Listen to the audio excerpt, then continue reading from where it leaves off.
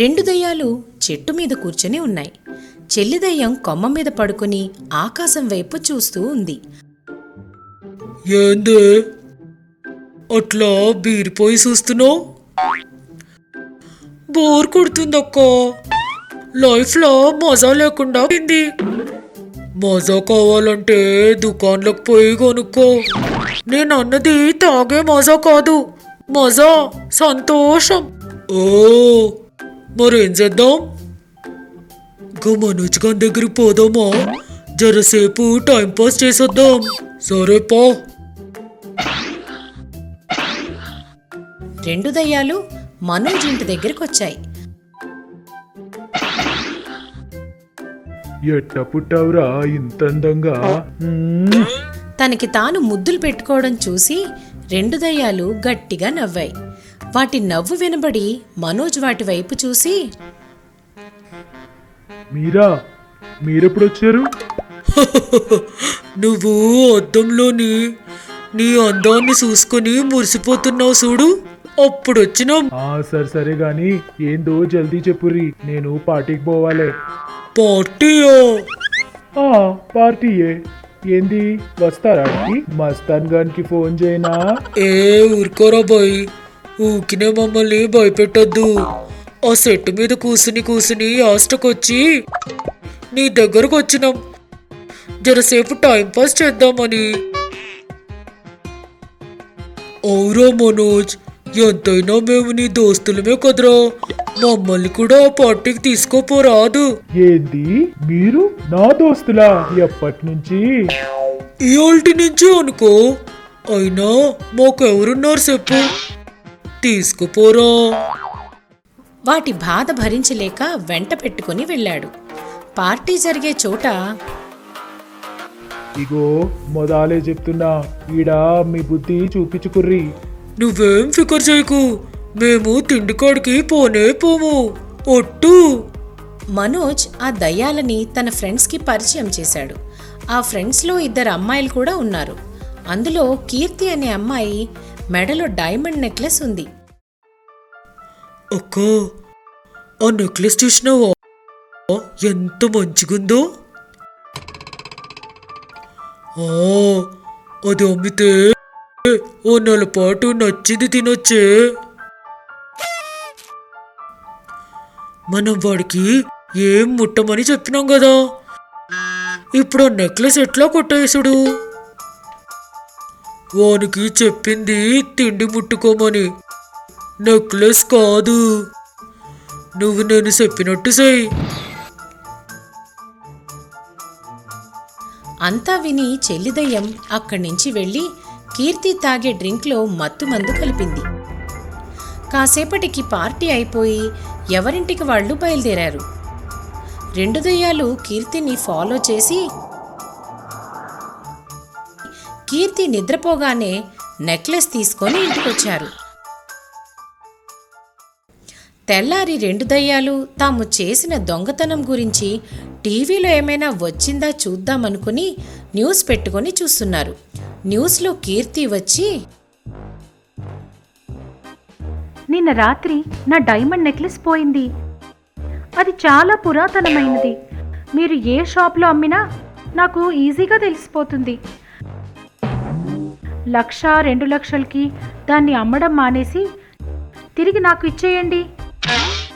మీకు ₹1,00,00,000 ఇస్తాను. దాంతో మీరు బతికినంతకాలం సుఖంగా నచ్చింది చేసుకొని తినచ్చు. నచ్చిన తిండి అనగానే రెండు దయ్యాల నోరు ఊరిపోయింది. వెంటనే కీర్తి చెప్పిన అడ్రస్కి వెళ్లారు.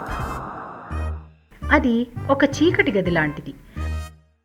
వీళ్ళు ఆ గదిలోకి వెళ్ళగానే లైట్స్ అన్నీ వెలిగాయి. ఆ రూమ్లో మనోజ్, కీర్తి, మస్తాన్లు ఉన్నారు. వాళ్ళని చూసి రెండు దయ్యాలు షాక్ అయిపోయాయి. వచ్చారా? రండి. మీరే ఆ నెక్లెస్ కొట్టేశారని అనుమానం వచ్చి నేనే ఇదంతా ప్లాన్ చేసిన. మర్యాదగా ఆ నెక్లెస్ తిరిగి ఇచ్చేయండి, లేదంటే మస్తాన్ బాయ్ ఈడనే ఉన్నాడు. అంత పని చేయకురా బాయ్, ఇదిగో నెక్లెస్ తీసుకో. ఇంకోసారి ఈ పగ కనబడ్డారనుకో, నిజంగానే మస్తాన్ బాయ్కి పట్టేస్తా. రామ్ రామ్.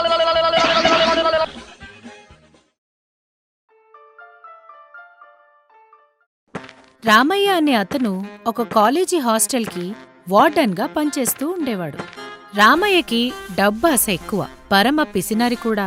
పనివాళ్లను పెట్టుకుంటే జీతాలివ్వాల్సొస్తుందని స్టూడెంట్స్ చెప్పే పనులు కూడా కమిషన్ తీసుకుని చేసేవాడు. ప్రతిరోజు ఉదయం హాస్టల్కి కూరగాయల బండి వచ్చేది.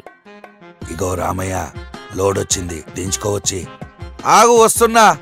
కాని ఒక్కనే ఉన్నా, జర్ర సాయం పట్టు నువ్వు కూడా. అరే నడు నడు, జల్దీరా, నేను పోవాలే. కూరగాయలన్నీ లోపల పెట్టాడు. పోయిండా వీడు? పోయిండు. ఇది ఇటు, ఇది అటు, ఇది ఇటు, ఇది అటు, ఇది ఇటు, ఇది అటు అని అనుకుంటూ ఆ కూరగాయల్ని 2 భాగాలు చేశాడు. ఎవరో చూస్తలేరు కదా. ఆ సంచిలో వేసుకున్న కూరగాయల్ని భుజాన తగిలించుకుని వెనుక తలుపు గుండా బయటకెళ్ళి అమ్మేసుకున్నాడు. 100, 200, 250. ఇంతలో మోహన్ అనే స్టూడెంట్ అక్కడికొచ్చి, వాడన్ కాక, తినేతందుకు ఏమైనా ఉందా లేదా? అప్పుడే తెల్లారిందారా బై? జర్రా నన్ను వండనిస్తారా, పచ్చివే తింటారా? అవా వండేదాకా కూడా ఆగుతలేరు. అడగుసో, ఏదోటి చేసి పెడతా. రామయ్య మోహన్ ముందు ప్లేట్ పెట్టి అన్నం పెట్టాడు. కాకా, ఇయాల ఏం కూర వండినావే? బెండకాయ చారు వండినా. నేను కూర గురించి అడిగినా, నేను కూడా కూర పేరే చెప్పినా. ఇగో తిను.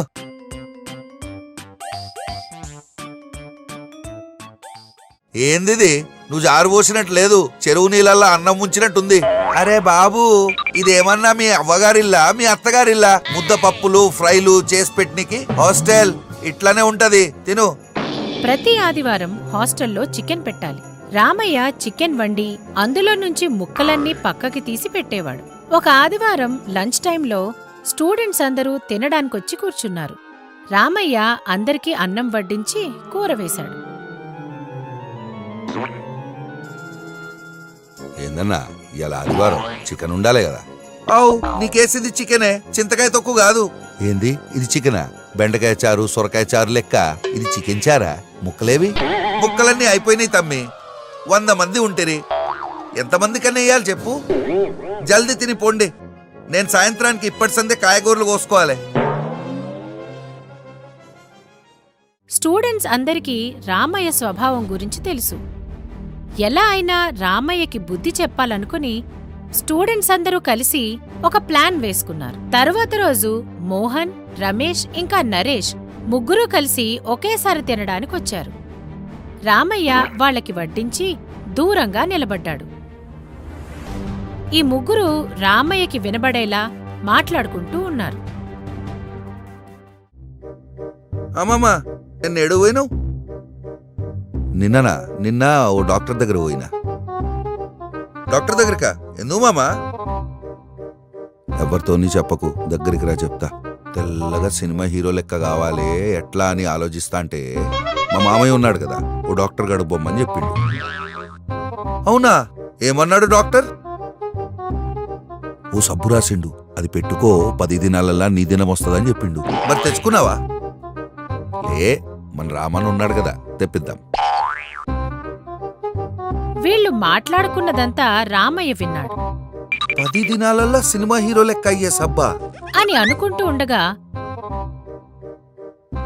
అన్నా, ఈ పేపర్లా ఓ సబ్బు పేరు రాసుంది, జర కొనుక్కొనిరా. సరే తమ్మి. అన్నా, దుకాన్లకు గిట్లా పోయావు, అది మెడికల్ స్టోర్స్ లో దొరుకుతుంది. సరే తమ్మి.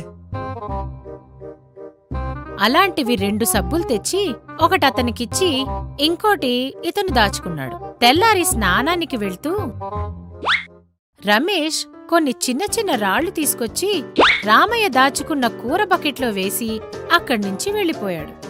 రామయ్య స్నానం చేసి బయటకొచ్చి అద్దం ముందు నిలబడ్డాడు. ఒక హీరోని, హీరోయిన్ రావాలి, ఇద్దరు రొమాన్సు చెయ్యాలి.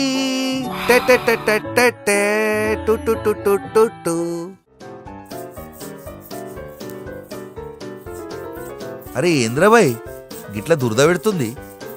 కొత్త సబ్బు కదా, జరసేపు అయితే మంచిగా అవుతుందేమో. ఇక పోయి తింటా. పొద్దుగల వండిన చికెన్ ముక్కలన్నీ పక్కకేసి పెట్టినా, మంచిగా తిందాం.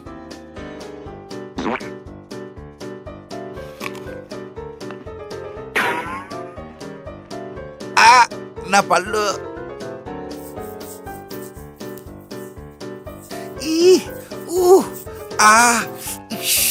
ఏంది దొరదా?